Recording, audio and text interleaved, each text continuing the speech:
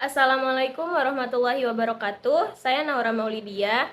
Saya akan mendeskripsikan tentang sejarah singkat perkembangan kurikulum di Indonesia periode 1947 sampai dengan periode yang sekarang. Kurikulum dalam sejarah. Sejarah perkembangan kurikulum dapat kita telusuri kembali ke masa-masa awal peradaban manusia, di mana pada zaman dahulu, kurikulum terfokus pada pembelajaran keterampilan praktis, yaitu keterampilan untuk bertahan hidup, seperti berburu, menangkap ikan, juga mengumpulkan makanan. Pada zaman Yunani kuno, pendidikan lebih berfokus pada pembelajaran retorika, matematika, musik, dan filsafat. Pada abad ke-19, muncul konsep kurikulum yang lebih terstruktur dan sistematis. Pada abad ke-20, pengembangan kurikulum menjadi semakin terpusat pada hasil pembelajaran yang diharapkan dan kebutuhan masyarakat modern. Dalam beberapa dekade terakhir, pengembangan kurikulum juga telah dipengaruhi oleh kemajuan teknologi, informasi, dan globalisasi. Kurikulum saat ini lebih fokus pada pengembangan keterampilan teknologi, bahasa asing, dan kerjasama internasional. Secara umum, sejarah perkembangan kurikulum mencerminkan perubahan kebutuhan masyarakat dan perkembangan ilmu pengetahuan dan teknologi atau IPTEK. Perkembangan kurikulum Indonesia. Perkembangan kurikulum periode 1947 sampai dengan periode yang sekarang. Kurikulum Indonesia telah mengalami banyak perubahan juga penyempurnaan sejak kemerdekaan Indonesia pada tahun 1945. Berikut adalah beberapa periode penting pengembangan kurikulum di Indonesia. Yang pertama adalah kurikulum 1947. Ini adalah kurikulum pertama sejak Indonesia merdeka. Perubahan arah pendidikan lebih bersifat politis dari orientasi pendidikan Belanda ke kepentingan nasional.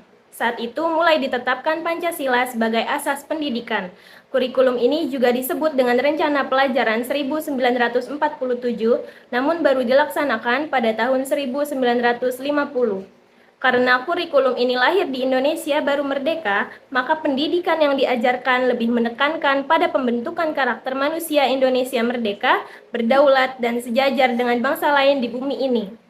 Fokus Rencana Pelajaran 1947 tidak menekankan pendidikan pikiran, melainkan hanya pendidikan watak, kesadaran bernegara, dan bermasyarakat. Yang kedua, ada kurikulum 1952. Kehadiran kurikulum ini merupakan penyempurna dari kurikulum yang sebelumnya, dengan merinci setiap mata pelajaran sehingga dinamakan Rencana Pelajaran Terurai 1952. Kurikulum ini sudah mengarah pada suatu sistem pendidikan Indonesia seperti setiap pelajaran dihubungkan dengan kehidupan sehari-hari. Silabus mata pelajaran menunjukkan secara jelas bahwa seorang guru hanya mengajar satu mata pelajaran. Yang ketiga yaitu kurikulum 1964. Pemerintah kembali menyempurnakan sistem kurikulum 1964 yang dinamakan Rencana Pendidikan 1964.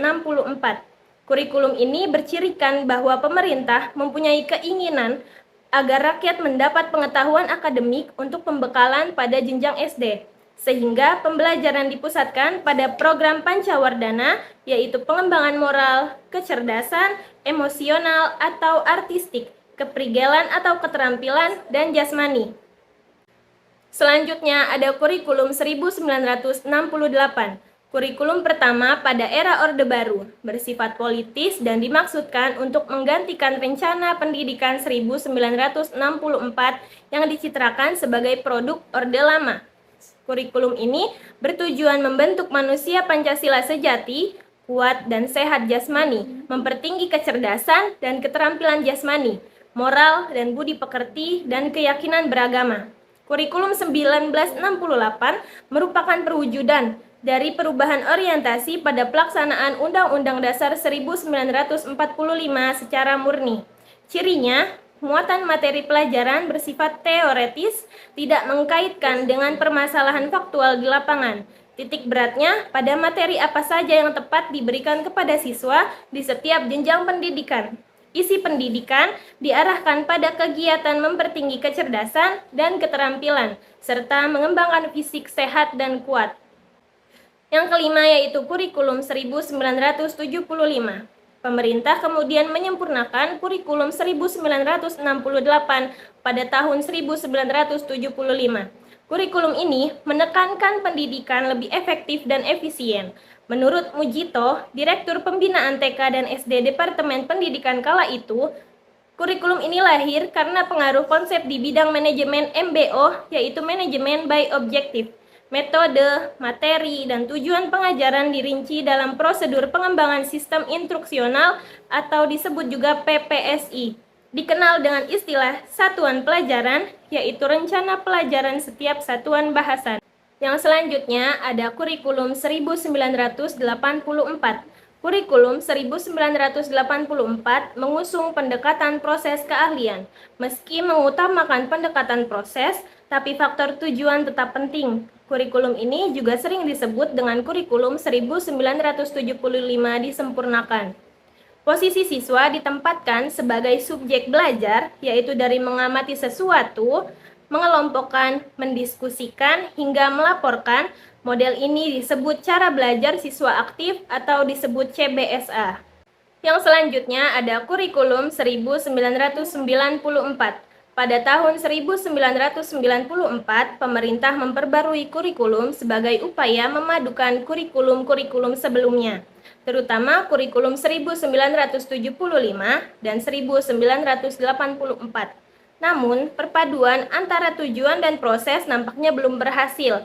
Akibatnya, banyak kritik berdatangan, disebabkan oleh beban belajar siswa dinilai terlalu berat, dari muatan nasional sampai muatan lokal, seperti bahasa daerah, kesenian, keterampilan daerah, dan lain-lain.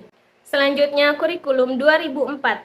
Pada tahun 2004, diluncurkan kurikulum berbasis kompetensi atau disebut dengan KBK, sebagai pengganti kurikulum 1994. Suatu program pendidikan berbasis kompetensi yang harus mengandung 3 unsur pokok, yaitu pemilihan kompetensi sesuai spesifikasi, indikator-indikator evaluasi untuk menentukan keberhasilan pencapaian kompetensi, dan pengembangan pembelajaran. KBK mempunyai ciri-ciri yang menekankan pada ketercapaian kompetensi siswa baik secara individual maupun klasikal. Berorientasi pada hasil belajar dan keberagaman, kegiatan belajar menggunakan pendekatan dan metode bervariasi. Sumber belajar bukan hanya guru, tetapi sumber belajar lainnya yang memenuhi unsur edukatif. Selanjutnya ada kurikulum 2006 atau kurikulum KTSP. Kurikulum ini hampir mirip dengan kurikulum 2004. Perbedaan menonjol terletak pada kewenangan dalam penyusunannya, yaitu mengacu pada jiwa dari desentralisasi sistem pendidikan Indonesia. Pada kurikulum 2006 atau KTSP ini, pemerintah pusat menetapkan standar kompetensi dan kompetensi dasar. Guru dituntut mampu mengembangkan sendiri silabus dan penilaian sesuai kondisi sekolah dan daerahnya. Hasil pengembangan dari semua mata pelajaran dihimpun menjadi sebuah perangkat. Tujuan KTSP ini meliputi tujuan pendidikan nasional serta kesesuaian dengan kekhasan, kondisi dan potensi daerah, satuan pendidikan, dan peserta didik. Oleh sebab itu, kurikulum disusun oleh satuan pendidikan untuk memungkinkan penyesuaian program pendidikan dengan kebutuhan dan potensi yang ada di daerah. Selanjutnya ada kurikulum 2013. Kurikulum ini adalah pengganti kurikulum KTSP. Kurikulum 2013 memiliki 3 aspek penilaian, yaitu aspek pengetahuan, aspek keterampilan, aspek sikap dan perilaku. Di dalam kurikulum 2013, terutama di dalam materi pembelajaran, terdapat materi yang dirampingkan dan materi yang ditambahkan. Materi yang dirampingkan terlihat ada di materi Bahasa Indonesia, IPS, PPKN, dan sebagainya. Sedangkan materi yang ditambahkan adalah materi matematika. Adapun ciri kurikulum 2013 yang paling mendasar ialah menuntut kemampuan guru dalam berpengetahuan dan mencari tahu pengetahuan sebanyak-banyaknya. Karena siswa zaman sekarang telah mudah mencari informasi dengan bebas melalui perkembangan teknologi dan informasi. Sedangkan untuk siswa, lebih didorong untuk memiliki tanggung jawab kepada lingkungan, kemampuan interpersonal, antarpersonal, maupun memiliki kemampuan berpikir kritis. Yang terakhir ada kurikulum merdeka. Kurikulum merdeka adalah kurikulum dengan pembelajaran intrakurikuler yang beragam, di mana konten akan lebih optimal agar peserta didik memiliki cukup waktu untuk mendalami konsep dan menguatkan kompetensi. Guru memiliki keleluasan untuk memilih berbagai perangkat ajar sehingga pembelajaran dapat disesuaikan dengan kebutuhan belajar dan minat peserta didik. Proyek untuk menguatkan pencapaian profil pelajar Pancasila dikembangkan berdasarkan tema tertentu yang ditetapkan oleh pemerintah.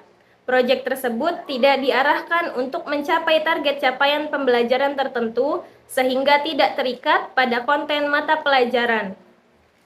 Di kurikulum Merdeka, peserta didik tidak akan lagi dipaksa untuk mempelajari mata pelajaran yang bukan menjadi minat utamanya. Peserta didik bisa dengan merdeka memilih materi yang ingin dipelajari sesuai minat masing-masing. Ini dia yang dimaksud dengan konsep merdeka belajar. Itu dia penjelasan dari saya mengenai sejarah singkat perkembangan kurikulum di Indonesia periode 1947 sampai dengan periode yang sekarang. Kurang lebihnya saya mohon maaf dan semoga bermanfaat. Terima kasih. Wassalamualaikum warahmatullahi wabarakatuh.